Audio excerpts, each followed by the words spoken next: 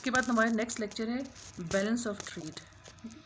Balance of trade क्या होता है कि बाय बैलेंस ऑफ ट्रेड या by balance of international trade we means a statement that takes into account the total value of export and import of visible commodities of a country during a year। कि एक country जो है वो एक साल के अंदर जितनी भी कमोडिटीज़ जो है वो इंपोर्ट करता है, मतलब कि दूसरे मुल्क से मंगवाता है अपने मुल्क, और एक्सपोर्ट करता है अपने मुल्क से। जो एक्सेस कमोडिटीज़ या ज़्यादा कमोडिटीज़ होती हैं, ज़रूरत से ज़्यादा होती हैं आवाम के, उनको जो है वो दूसरे मुल्क जो है वो एक्सपोर्ट करता है, उनको भिजवाता है। तो उनकी जो स्टेटमेंट होती है उसको हम कहते हैं बैलेंस ऑफ ट्रेड। ठीक है, बैलेंस ऑफ ट्रेड क्या है कि जितनी भी इंपोर्ट हैं और एक्सपोर्ट्स हैं वो दोनों जो है वो एक स्टेटमेंट की शक्ल में जो है वो एक ही पेज पे जो है वो शो की जाती हैं, या एक ही जगह इकट्ठी शो की जाती है। एक तरफ जो है सारी इंपोर्ट आइटम्स, एक तरफ सारे एक्सपोर्ट्स आइटम होते हैं। तो ड्यूरिंग 1 ईयर इसको हम बैलेंस ऑफ ट्रेड कहते हैं।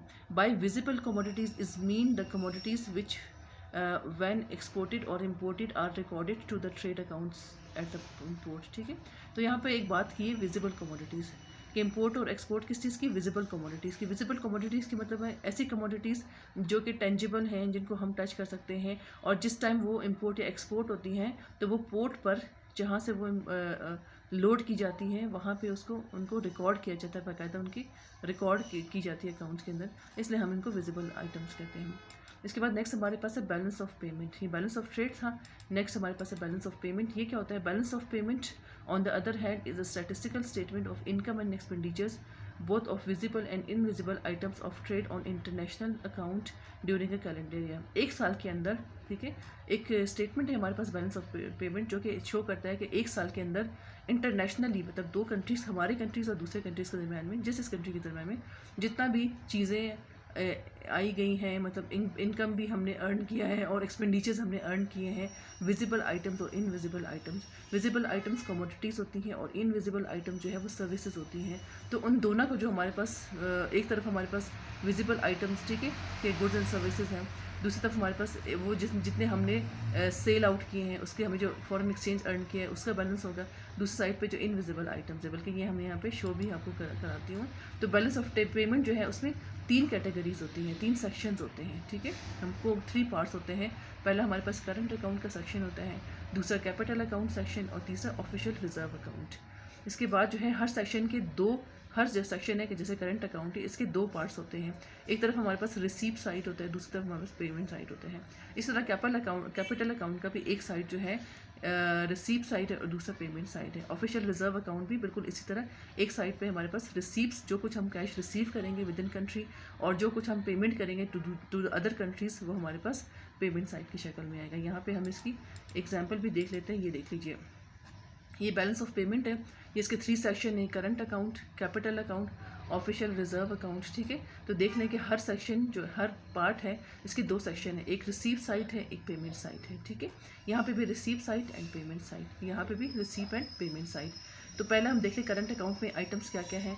एक्सपोर्ट ऑफ गुड्स, ठीक है, हमने जितने भी आइटम्स एक्सपोर्ट किए हैं जो हमारी से ज़्यादा थे, हमारे क्या कहते हैं, इन ज़रूरत से ज़्यादा हमने जो कुछ प्रोड्यूस किया था कंट्री में, वो हमने दूसरे कंट्रीज़ को एक्सपोर्ट कर दिया। ठीक है, तो विजिबल कमोडिटीज़ होगी। फिर दूसरे हैं एक्सपोर्ट सर्विसेज। तो एक्सपोर्ट और सर्विसेज जो है, सर्विसेज क्या होती है, वो इनविजिबल होती है, आप उसको वो नज़र नहीं आती हैं, वो टेंजिबल नहीं होती हैं, उनको रिकॉर्ड नहीं किया जा सकता। तो ये हमारे पास जो है एक्सपोर्ट सर्विसेज, तो हम दोनों किस्म के, चाहे वो विजिबल आइटम्स है या इनविजिबल। फिर इसके बाद है एम्बेसीज़। ठीक है, अब हर कंट्रीज़ के एम्बेसीज़ होते हैं। हर कंट्रीज़ के एम्बेसीज़ के बाद जो है वो लोग आते हैं आपकी कंट्री से वीज़ा लेने के लिए, उनसे जो फीसेस वगैरह, जो हम फ़ीस वगैरह, जो बाकी चीज़ें जो इकट्ठे करते हैं अमाउंट, तो उसका रेवेन्यू जो है वो भी हमारे पास यहाँ पे शामिल होगा। एजुकेशनल, हमारे कंट्री में जो लोग पढ़ने के लिए आते हैं, या रिक्रिएशनल सर्विसेज हम जो दूसरे कंट्रीज़ के लोगों को देते हैं, और उसके बदले जो है हमें जो रेवेन्यू मिलता है वो भी हमारे पास यहाँ जमा होगा।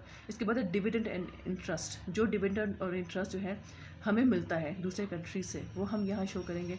Air and sea services, air और सी सर्विसेज के बदले जो हमें अमाउंट मिल रही है दूसरे कंट्री से, वो हम यहाँ शो करेंगे। यूनिलेटरल ट्रांसफ़र का मतलब क्या होता है कि हमारे मुल्क के अंदर हमारे कंट्री के वो लोग जो कि दूसरे मुल्कों में रहते हैं, वहाँ पे काम करते हैं, उनको जो पैसे मिलते हैं और वो हमारे मुल्क में ये पैसे भिजवाते हैं, तो वो तमाम अमाउंट भी हम यहाँ शामिल करेंगे। ठीक है, ये हमारे पास रिसीव साइड है। अब पेमेंट साइड देख लें कि इम्पोर्ट ऑफ गुड्स, जो चीज़ें हम मुल्क में मंगवाते हैं, जो चीज़ें हम अपने मुल्क की हमारे मुल्क में ज़रूरत होती है और हम उनको दूसरे मुल्कों से मंगवाते हैं, जैसे कि ऑयल हो गया या जो है मशीनरीज़ होगी या जो है वो गंदम भी हमारे इवन खाने की जो बिल्कुल ऑर्डनरी चीज़ है, हमारी नेसेसिटीज़ ऑफ लाइफ है, बेसिक नेसेसिटी है, वो तक हमारे मुल्क में नहीं होता, वो भी हमें बाहर मुल्क से इम्पोर्ट करना पड़ता है। तो तमाम इम्पोर्ट आइटम्स जो कि विजिबल हैं उसको हम यहाँ शो करते हैं उसके अमाउंट के साथ। इम्पोर्ट ऑफ सर्विसेज, वो सर्विसेज जो इनविजिबल हैं और हमने इम्पोर्ट की हैं, हम उसकी भी अमाउंट लिखेंगे।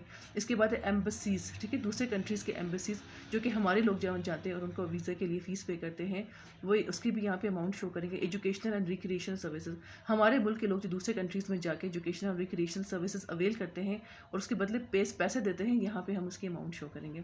डिविडेंड और इंटरेस्ट, वो डिविडेंड और इंटरेस्ट वो कंपनीज जो कि दूसरे मुल्कों की है हमारे यहाँ है, उसके बदले हमें उनको इंटरेस्ट और डिविडेंड देना पड़ता है, उसके अमाउंट हम यहाँ शो करेंगे। एयर एंड सी सर्विसेज, ठीक है, दूसरे मुल्कों की जो एयर और सी सर्विसेज हम अवेल करते हैं, इस्तेमाल करते हैं, उसके बदले हम पैसे देते हैं, वो उसकी भी अमाउंट हम यहाँ शो करेंगे। यूनिलेटरल ट्रांसफ़र, दूसरे कंट्रीज़ के लोग फॉरेनर्स जो पाकिस्तान में जॉब्स करते हैं, कोई काम करते हैं और उसके बदले उनको पैसे दिए जाते हैं और वो पैसे जो है वो क्या करते हैं, वो अपने मुल्क भिजवाते हैं, तो ये यूनिलेटरल ट्रांसफ़र, तो वो हम यहाँ से उसको पेमेंट साइड पे शो करेंगे, एक्सपेंडिचर की तरह शो करेंगे, ठीक है। इन तमाम का टोटल हम यहाँ पे शो कर देंगे। इसके बाद दूसरा कैपिटल अकाउंट, कैपिटल अकाउंट में क्या है, लॉन्ग टर्म कैपिटल इनफ्लो, ठीक है, जितना कैपिटल इन्वेस्टमेंट हमारे मुल्क में आया, इनफ्लो हुआ, चाहे वो लॉन्ग टर्म है शॉर्ट टर्म है, हम उसको उसकी अमाउंट यहाँ पे शो करेंगे।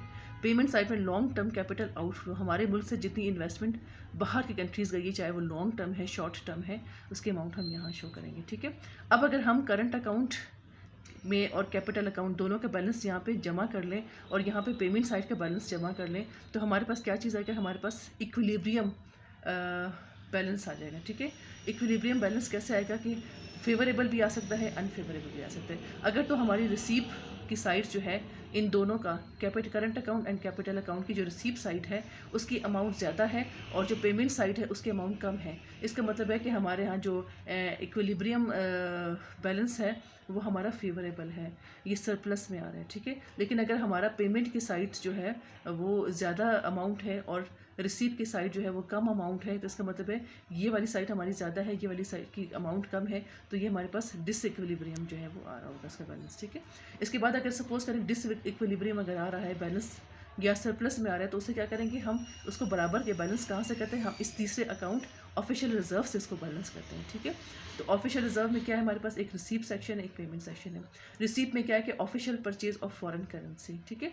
हम क्या करते हैं कि हम फॉरेन करेंसी जितने परचेज करते हैं कंट्री जो है एक साल के अंदर, वो सारे के सारे यहाँ पे इसका बैलेंस शो करेंगे, ठीक है। Official sale of foreign currency, अगर हमने अपनी फॉरेन करेंसी को सेल कर दिया तो यहाँ पे हम उसको यहाँ इसका बैलेंस यहाँ शो करेंगे, ठीक है। Drawing from IMF under ODRS, ODR का मतलब होता है ordinary drawing reserve and SDR का मतलब होता है स्पेशल ड्राइंग रिजर्व। तो IMF जो है आपको पता है कि इंटरनेशनल मॉनेटरी फंड जो है वो एक आलमी इदारा है जिसके पास तमाम जितने मेंबर्स कंट्री होते हैं वो अपने अपने फंड्स उनके पास रखवाते हैं, ठीक है। जैसे हम बैंक में पैसे रखवाते हैं, बिल्कुल इस तरह हम IMF के पास फंड्स रखवाते हैं फॉरेन करेंसी की शक्ल में, ठीक है, फिर फॉरेन एक्सचेंज की शक्ल में। फिर क्या होता है कि जब कभी भी किसी कंट्री का बैलेंस ऑफ पेमेंट जो है वो अनफेवरेबल आ रहा है या फेवरेबल नहीं आ रहा, तो वो क्या करते हैं कि या तो वो अपने पास जितने भी फॉरेन करेंसीज मौजूद हैं या उनके पास फॉरेन एक्सचेंज मौजूद हैं, वो उससे उसको बैलेंस कर लेते हैं अपने इस वाली साइड को। और अगर उनके पास बैलेंस करने के लिए फॉरेन एक्सचेंज नहीं है, करेंसी नहीं, तो वो क्या करेंगे, वो IMF से SDR स्पेशल ड्राइंग रिजर्व ले लेंगे या ऑर्डनरी ड्राइंग रिजर्व ले लेंगे। जो पैसे उन्होंने IMF के पास रखवाए हुए हैं वहाँ से वो फंड से लोन ले लेंगे या अपनी अमाउंट ड्राइंग के तौर पे उठा लेंगे, ठीक है, और अपने इस साइड को बैलेंस कर देंगे, रिसीव साइड को बैलेंस कर देंगे, ठीक है।